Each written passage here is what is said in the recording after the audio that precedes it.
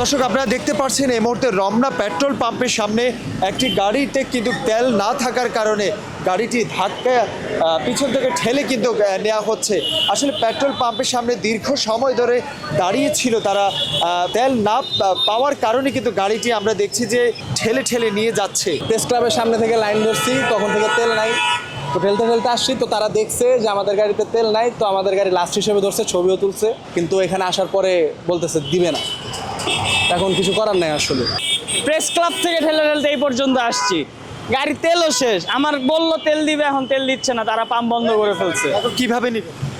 এখন তো জানি না কি করবো, আমার তাছাড়া আমার কোনো উপায় নেই, আমার ঠেলে গাড়ি নিয়ে যেতে হবে।